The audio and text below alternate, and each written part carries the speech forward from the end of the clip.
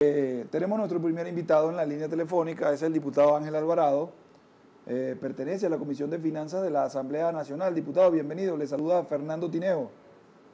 Hola Fernando, un placer estar en tu programa. Bien, diputado, esta semana una noticia que, si más bien no es sorpresa, porque creo que esperábamos que en algún momento saliera este fallo de esta Corte de Apelaciones de Estados Unidos sobre la situación de Citgo y esta demanda de Cristalex. Bueno, ¿cómo la analizan ustedes luego de que se dé este pronunciamiento y hay que pagar 1.400 millones de dólares a esta empresa, o esta empresa podría ir inclusive contra las acciones de Citgo?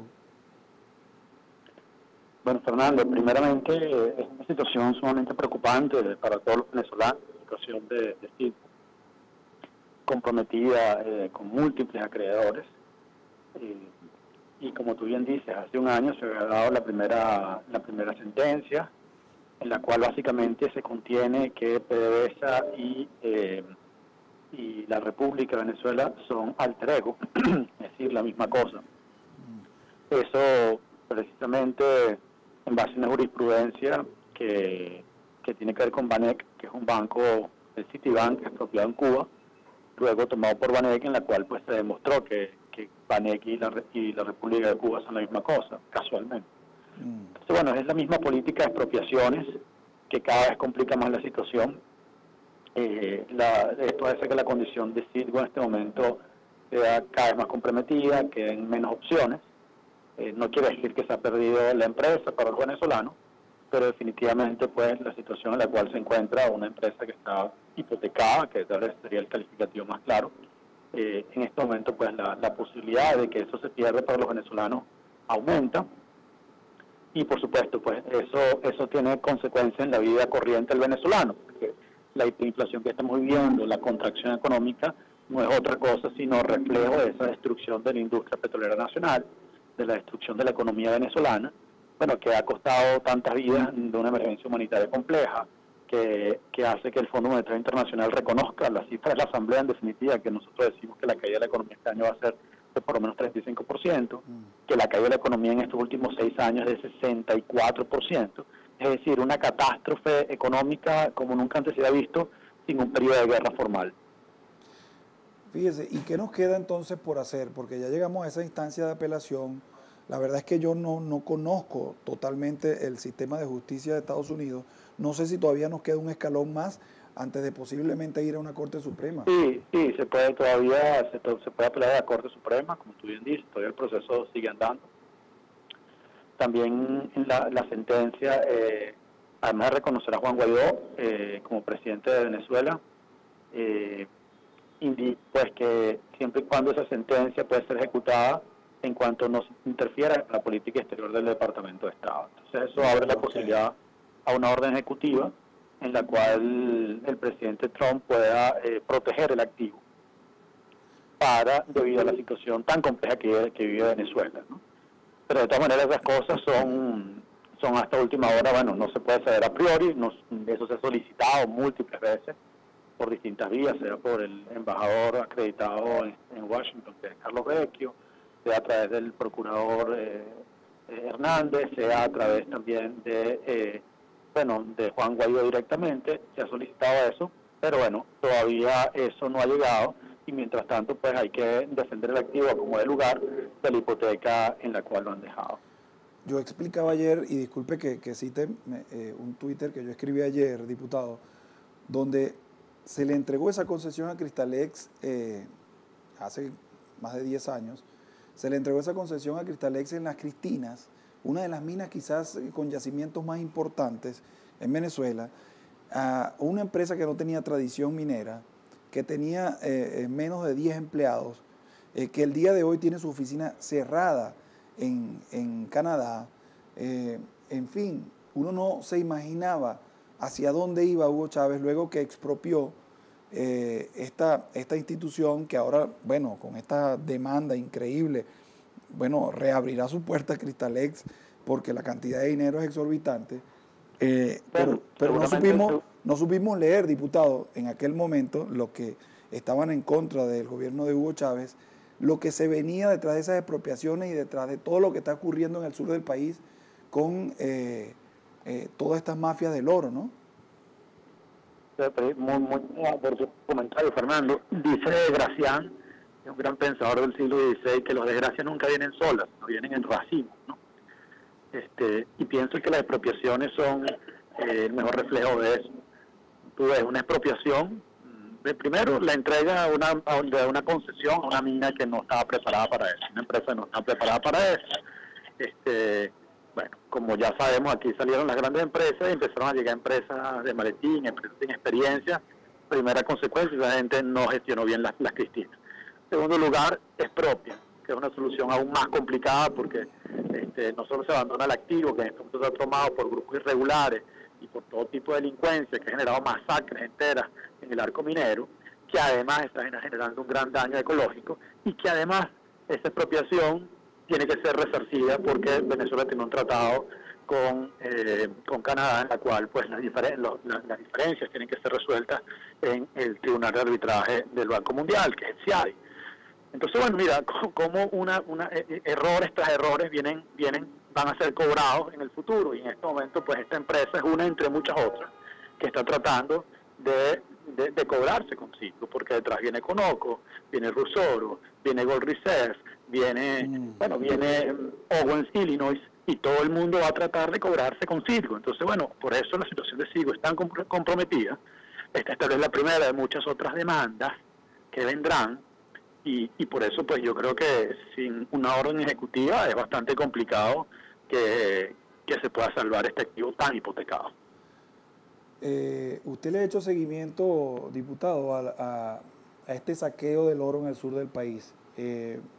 Hace una semana aproximadamente veíamos que se encontraron en un avión que venía procedente de una isla del Caribe y llegó a Londres, a un aeropuerto en Londres, con cierta cantidad de oro. Se dice que también se está sacando el oro por Surinam. Allí hay un gobierno dictatorial. ¿Qué nos puede decir? Bueno, mira, yo básicamente, Fernando, he hecho seguimiento al oro de las reservas internacionales, que es lo que se conoce como oro monetario. El oro monetario es un oro que es 99.99% de pureza, certificado internacionalmente, normalmente en Suiza, en Alemania o en Inglaterra, y además que es de 24 quilates. Ese oro, pues como sabes, yo he hecho las denuncias pertinentes del caso. Respecto al oro del arco minero, que precisamente conectándolo con Cristalex, cuando se expropia las Cristinas, básicamente se decía que el 40% de ese oro debía ir a las reservas del Banco Central de Venezuela. Bueno, ya eso sabemos muy bien que lo que pasa con el oro en Venezuela es completamente turbio, y en este momento es un foco de oro contrabandeado a nivel mundial que, como tú bien dices, sale en lanchas, sale a través de Colombia, sale a través de Surinam, sale por todos lados, porque el oro, pues una pequeña cantidad de oro es fácil de transportar y tiene un gran valor. Así que mira, a mí me preocupa mucho ese saqueo que hay allí en las minas del sur, la presencia de grupos terroristas, de grupos narcotraficantes, de grupos irregulares con gran poder de fuego. Es sumamente delicado. En África, pues esa situación alrededor de las minas generaba una violencia que ha costado vidas durante décadas, porque una vez que eso entra allí es como un virus que luego es difícil de extirpar, y evidentemente son grupos que están muy organizados y que consiguen en estas minas una fuente segura de recursos que les permite seguir todas sus actividades irregulares con gran poder de fuego. Así que tenemos que recordar en este momento el país, más del 70% del país, incluso se afirma que hasta el 80% del país está en manos de grupos irregulares. Recordemos que debajo del Orinoco está el 50% de Venezuela. Todo ese 50% de Venezuela está en manos de grupos de la FARC, del ELN y otros grupos irregulares. Pero además tenemos pues que en estados fronterizos como Zulia, como Táchira, como Apure, pues la presencia de grupos irregulares cada vez es más frecuente, y uno oye pues cobro de vacunas, secuestros, extorsión. Entonces, bueno, la situación de Venezuela es sumamente complicada porque este socialismo del siglo XXI no solo destruyó la institucionalidad, sino también está destruyendo la integridad territorial de Venezuela.